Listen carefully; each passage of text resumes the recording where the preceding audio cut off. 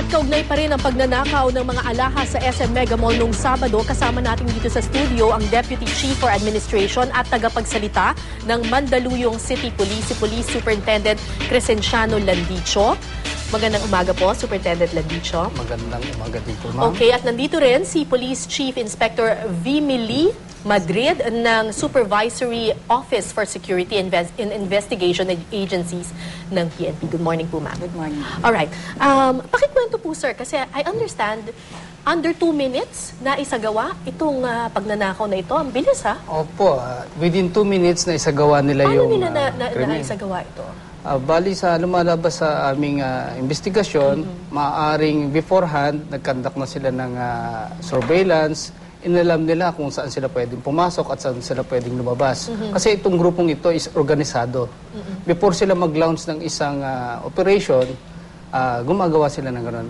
They conduct surveillance muna. So itong grupo na ito ay meron ng previous cases at ito ay na-report na sa inyo, iniimbestigahan nyo na talaga itong grupong ito? As of the moment, it is still under investigation and all cases na may kahalintulad na pangyayari is kinukuha namin, kinukulate namin for us na malaman kung sila rin mismo talaga yung nagsagawa ng krimen na yun. Posible bang inside job? Isa yan sa aming mga tinitignan sa aming investigasyon. Kasi we cannot, the investigation still going on. So ang ginawa nila, pumasok sila sa loob ng mall, tapos paano nila sinagawa ng ganun kabilis yung pagnanakaw? Well, at 6:56 pumasok sila sa mall through grocery entrance, and then 7:04 bumili sila ng Liabi 2 o yung pipe wrench. Yes, and then doon din mismo nila binili inside the mall. And then at 7:26, yun na yung commission of crime, and then at 7:28 they were able to extricate the perimeter of the mall. So basta pumasok lang sila doon sa loob ng jewelry store, ginamit nila yung mga tubo na binili rin nila inside the mall, tapos binasag na lang yung... Yeah, yun lang po. And then paano sila nakalabas? Yun nga po, ginawa nung isa sa mga perpetrator o suspect, nagpaputok. And then, sumabay sila sa karamihan ng mga tao kasi nagpanik yung mga tao eh. Lahat gustong lumabas, so doon sila sumabay.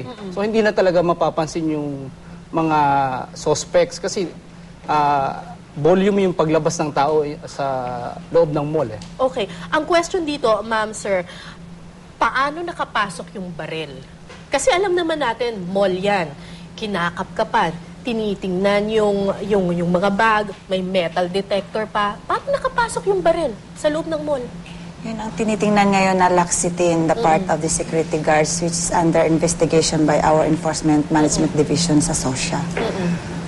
Hindi man nag-work yung metal detector? Minsan kasi ako, pag pumapasok ako sa mall, talaga bang nade-detect ng metal detector na yan yung baril, na meron kang dalang baril? Well, kasi at that time, 7 to 8 p.m. is peak ng sa mall. So, minsan siguro sa sobrang dami ng mga shoppers, nagiging compliance or nagiging lax yung ating mga security dahil sa dami para to accommodate them to go inside the mall. Yun po yan po rin sa tinitingnan na angulo sa ginagawang investigation. Hindi nyo ba sa tingin nyo po ba, hindi ba dapat dagdagan yung pag-i-inspect? Kasi minsan talagang titingnan lang yung bag ng ganyan pero hindi naman makikita kung ano yung nasa ilalim. Tapos gaganyan ka lang minsan ng madedetect ba talaga yon? Dapat mong by heart.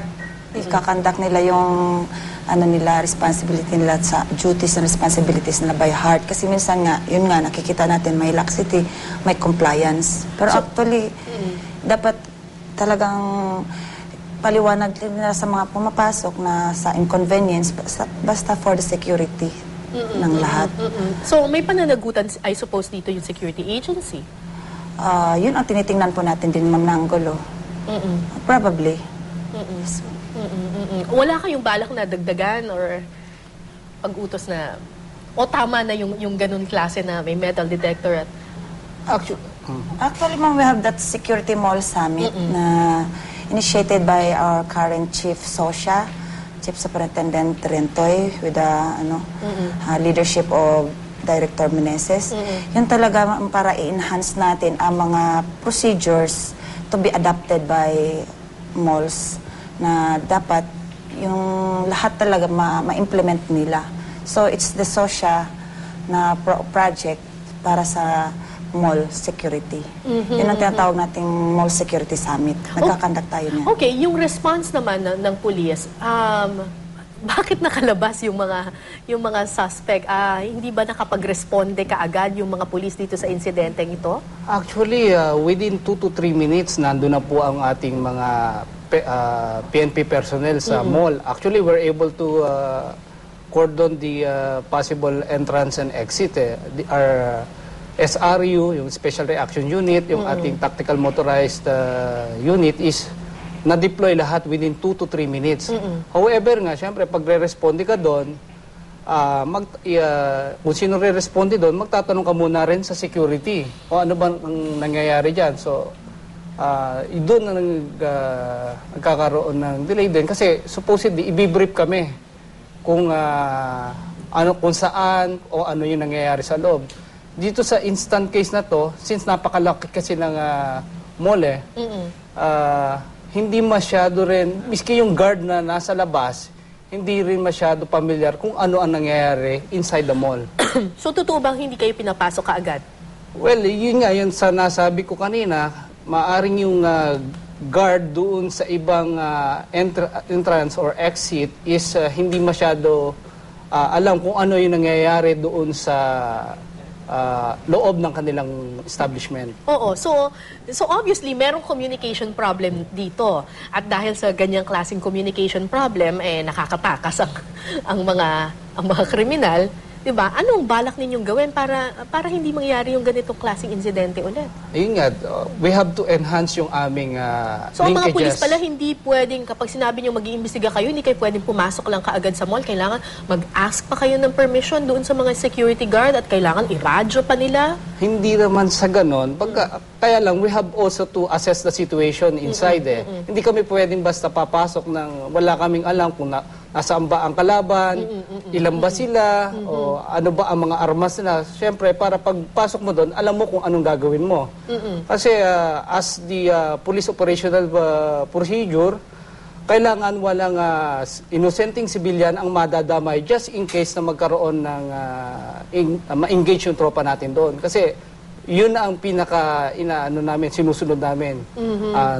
Na walang sibilyang inosente ang masasaktan. Ang problema lang dito sa kasong ito, nakatakas yung mga suspect. Well, in the span of 2 minutes kasi yan So, mapakalaki rin ng mall, nahihirapan kaming identify.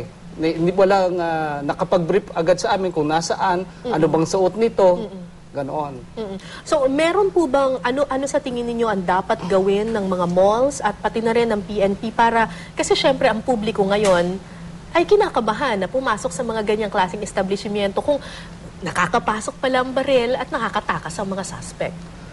Well, actually, this is an isolated case lang naman, maybe, siguro nagkaroon lang ng konting security lapses.